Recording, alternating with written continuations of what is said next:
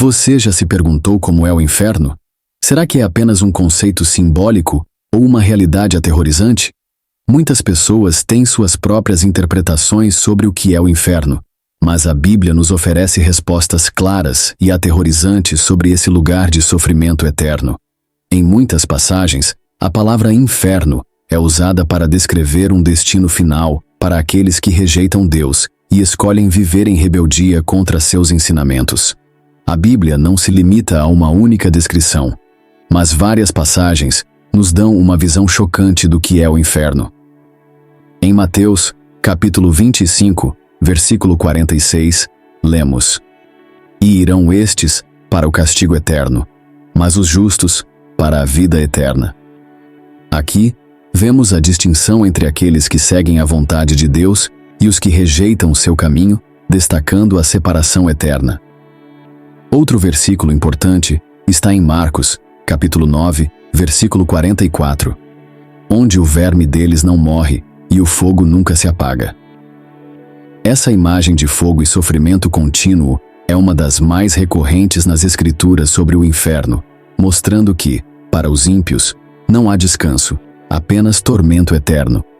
Além disso, o livro de Apocalipse, capítulo 21, versículo 85, declara: "Mas os covardes, os incrédulos, os abomináveis, os homicidas, os impuros, os feiticeiros, os idólatras e todos os mentirosos terão a sua parte no lago que arde com fogo e enxofre, que é a segunda morte."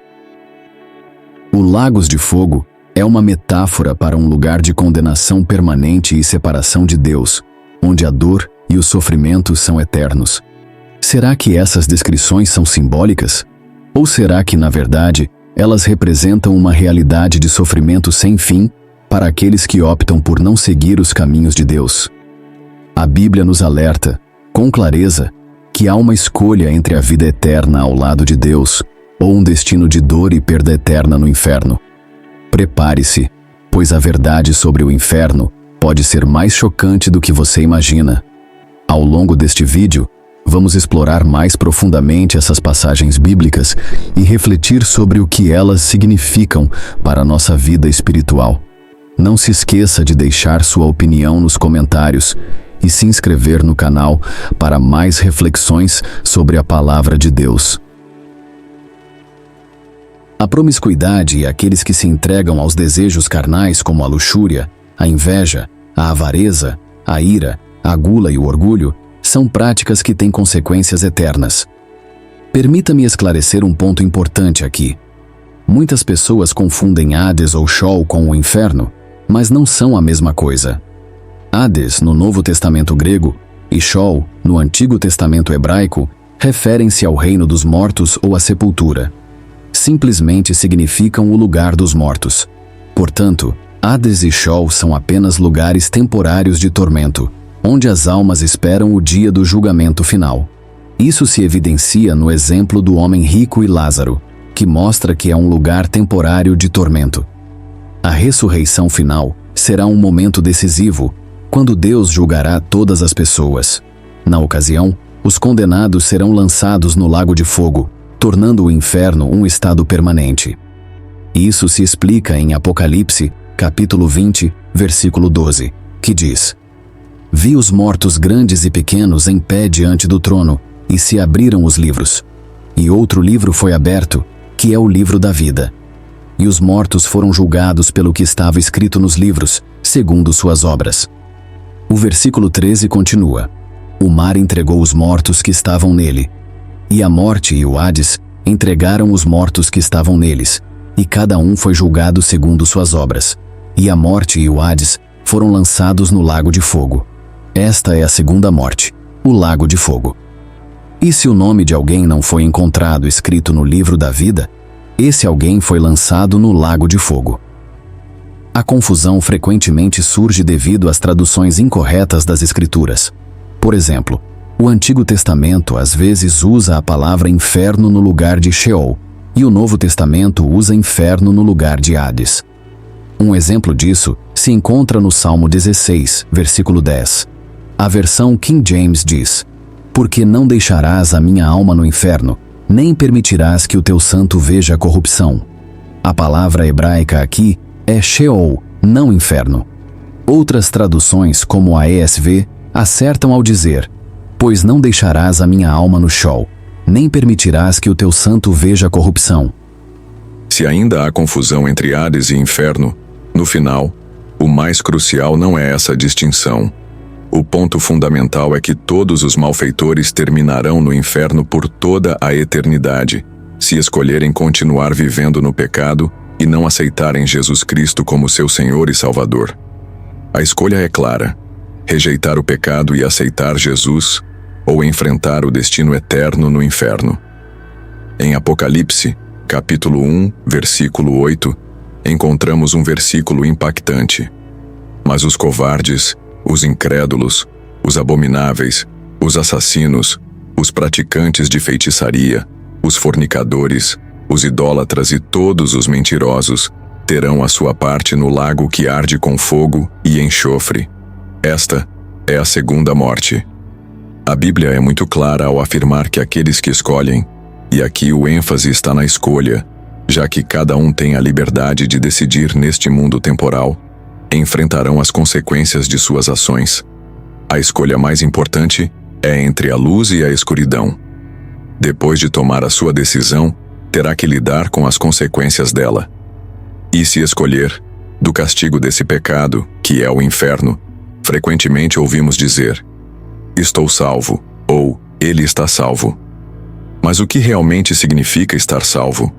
Significa ser resgatado do castigo do inferno. E Jesus já sofreu esse castigo na cruz por nós. Ele carregou com os meus pecados, os teus pecados e os pecados do mundo, embora ele mesmo nunca tenha pecado. 2 Coríntios capítulo 5, versículo 21, confirma isso. Aquele que não conheceu pecado, por nós o fez pecado, para que nele fôssemos feitos justiça de Deus. É crucial entender que Deus é o juiz supremo e julgará todo o mundo com justiça. Ele avaliará a cada um com base em como viveu a sua vida, considerando todas as ações, pensamentos e tudo o que foi feito neste mundo temporal. Deus vê até aquelas coisas que pensaste que estavam escondidas, as ações secretas e os pensamentos ocultos. Ele vê tudo e julgará o coração de cada pessoa, como está escrito em Romanos, capítulo 2, versículo 16. No dia em que, segundo o meu evangelho, Deus julgará os segredos dos homens por Jesus Cristo. Lembre-se, Deus é onisciente, santo, perfeito e justo. Mesmo um único pecado continua sendo pecado, e ninguém é perfeito. Todos somos culpados de pecar, como diz Romanos, capítulo 3, versículo 23. Porque todos pecaram e carecem da glória de Deus. Deus, sendo tão justo como sabemos que é, julgará toda a injustiça e tudo o que está errado neste mundo, o que causa tanto sofrimento e dor. As pessoas frequentemente se perguntam: o que há de errado no mundo? Zrenia, mas a resposta está no pecado que entrou nele. Muitos querem culpar a Deus pelas aflições do mundo, mas a verdadeira culpa recai no pecado humano. É essencial compreender esta verdade para perceber a importância da redenção oferecida através de Jesus Cristo, com a alarmante realidade de que, a cada 98 segundos, alguém é agredido sexualmente no mundo. Fica evidente a extensão do pecado e a necessidade do julgamento divino. Deus, em sua justiça, julgará todos os pecadores. Ele não perdoou nem mesmo os anjos quando pecaram. Portanto, certamente não perdoará aqueles que persistem em seus pecados. Como está escrito em 2 Pedro, capítulo 2, versículo 4. Porque se Deus não poupou os anjos quando pecaram, mas os lançou no inferno e os entregou a masmorras de trevas, reservando-os para o juízo. Isto nos leva a perguntar: como será o inferno e quais serão as penas lá? Sabemos que existem diferentes graus de castigo, como descrito em Apocalipse, capítulo 20, versículo 12. Vi os mortos, grandes e pequenos, de pé diante do trono, e os livros foram abertos. e outro livro foi aberto, que é o livro da vida. E os mortos foram julgados pelo que estava escrito nos livros, segundo suas obras. Isto indica que todos serão julgados individualmente com base em suas ações. Jesus fala disso ao descrever o servo mau em suas parábolas, advertindo sobre aqueles que, pensando que o Senhor está demorando, começam a agir de maneira incorreta, maltratando outros e se entregando a comportamentos destrutivos. Isto é um lembrete solene de que nossas ações têm consequências eternas e que devemos viver de maneira responsável e justa, buscando a redenção através de Jesus Cristo. Jesus, em suas palavras, ressalta a importância da prontidão e da fidelidade, especialmente em relação à sua segunda vinda e ao dia do julgamento. Ele nos adverte em suas parábolas sobre o destino daqueles que são pegos desprevenidos. Por exemplo, fala do servo que conhecia a vontade de seu senhor, mas escolheu não se preparar, nem agir de acordo com essa vontade. Este servo, segundo Jesus, receberá um castigo severo. Em Lucas capítulo 12, versículo 47, Jesus diz: "E aquele servo que, conhecendo a vontade de seu senhor, não se preparou nem fez conforme a sua vontade, receberá muitos açoites. Mas o que não a conheceu e fez coisas dignas de açoites, será açoitado pouco. Pois a todo aquele a quem muito foi dado, muito se lhe demandará, e ao que muito se lhe confiou, mais se lhe pedirá." Aqui, Jesus destaca que haverá diferentes graus de castigo, dependendo do conhecimento e das ações de cada pessoa. Isto é um aviso especialmente forte para pregadores e pastores. Aqueles que não conseguem pregar o evangelho completo, focando-se apenas em mensagens motivacionais, prosperidade ou enfatizando exclusivamente o amor de Deus, sem reconhecer a sua santidade e justiça, também serão julgados. É vital pregar sobre o inferno e todas as verdades da Bíblia. Caso contrário, existe o risco de levar as pessoas a uma compreensão errônea ou distorcida do Evangelho, causando tropeços espirituais. A responsabilidade de transmitir a verdade completa é grande e inclui a necessidade de alertar sobre as consequências do pecado e a realidade do julgamento divino.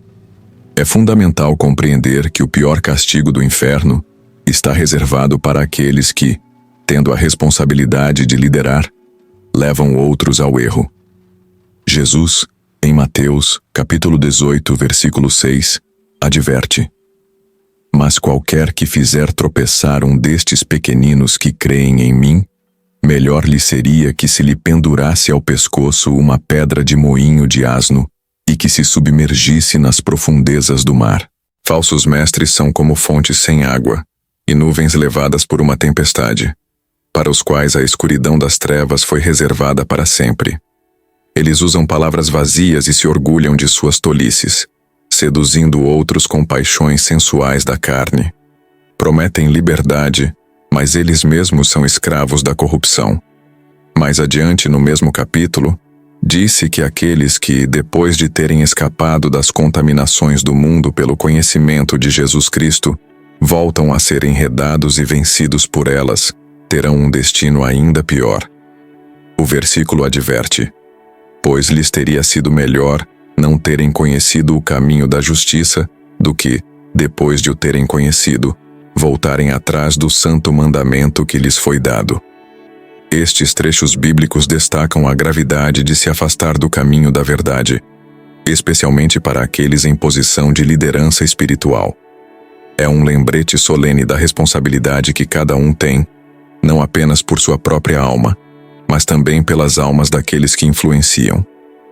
As palavras do verdadeiro provérbio: "O cão volta ao seu próprio vômito e a porca lavada ao revolver-se na lama", ressaltam a tragédia daqueles que, depois de se afastarem do pecado, retornam a ele. Este ensinamento é particularmente relevante para os falsos profetas e mestres, para os quais se reserva o pior do inferno. Há muitos que, especialmente dentro do movimento da palavra de fé e dos pregadores da prosperidade, enganam as pessoas, fazendo-as buscar Jesus apenas por riquezas e saúde neste mundo temporal, em vez de reconhecerem a necessidade de um Salvador devido à sua condição pecaminosa. Jesus não morreu para que continuássemos vivendo na luxúria de nossos desejos carnais, mas para que morrêssemos para esses desejos e vivêssemos pelo Espírito que Ele nos deu. O Evangelho de João, capítulo 3, versículo 16, é muito conhecido. Porque Deus amou o mundo de tal maneira que deu o seu Filho unigênito, para que todo aquele que nele crê não pereça, mas tenha a vida eterna. É uma verdade bela e incrível, mas muitos param aí sem explorar o que vem depois. O versículo 17 continua: Porque Deus não enviou o seu Filho ao mundo para condenar o mundo, mas para que o mundo fosse salvo por ele. A salvação, portanto, é do pecado e de suas consequências. O versículo 36 reforça essa mensagem. Aquele que crê no Filho tem a vida eterna, mas aquele que recusa crer no Filho não verá a vida, mas a ira de Deus permanece sobre ele. Quando Jesus suportou nossos pecados na cruz, absorveu a ira de Deus que estava dirigida a nós, salvando-nos desse destino terrível. Esta doutrina destaca a gravidade do pecado e a importância da obediência e da fé em Jesus Cristo como meio de salvação e libertação da ira de Deus. É um chamado à reflexão sobre a seriedade da mensagem do Evangelho e a responsabilidade de viver de acordo com os ensinamentos de Cristo.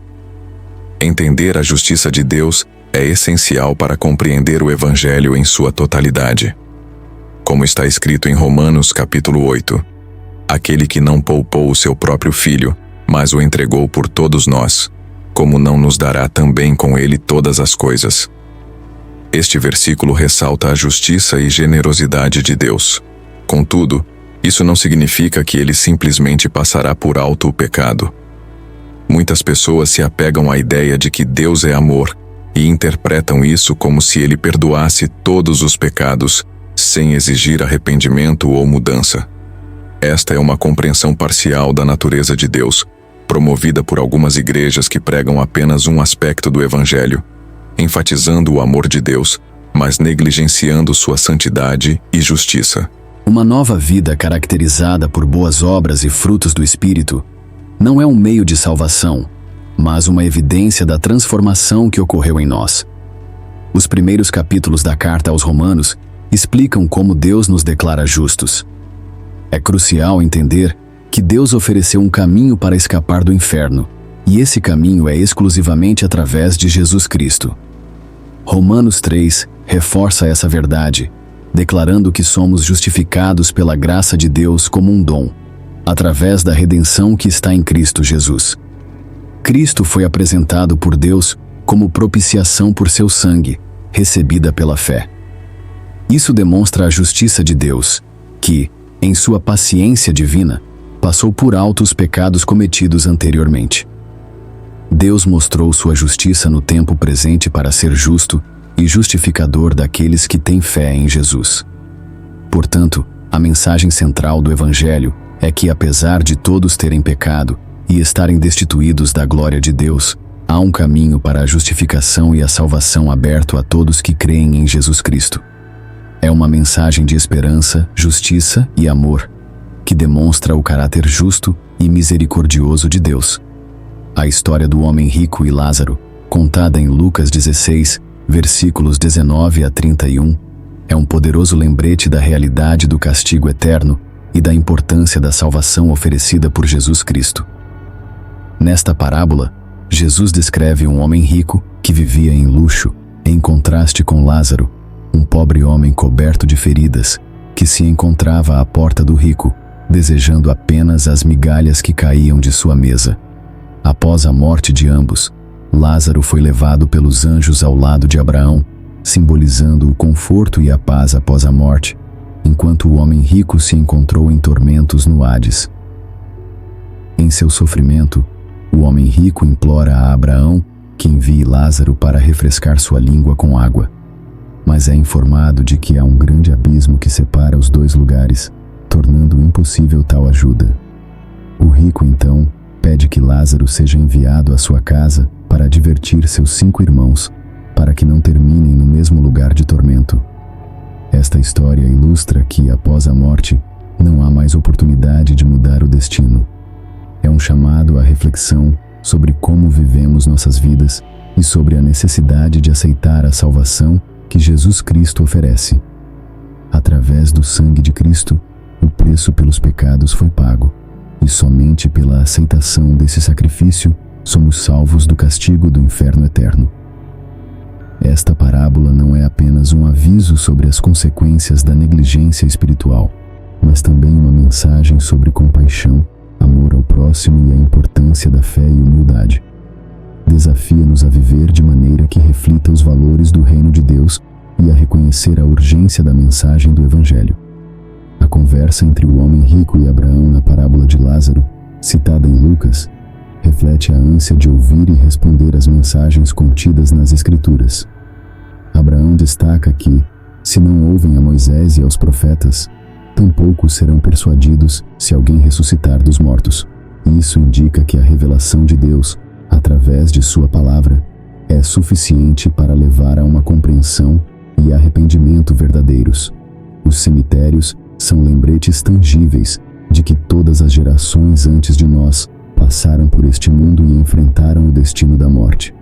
A morte é um destino comum para todos, independentemente da fama, riqueza ou status. Cada segundo com fôlego em nossos pulmões é uma oportunidade dada por Deus para nos voltarmos para Ele e aceitá-lo como Senhor e Salvador. Deus nos criou e deseja que estejamos com Ele no novo céu e na nova terra. Atos 17, versículo 26, sublinha a proximidade e a acessibilidade de Deus para todos nós. E de um só fez todas as nações dos homens, para que habitassem sobre toda a face da terra. Este trecho destaca que Deus não está longe, Ele está próximo e acessível a todos que o buscam.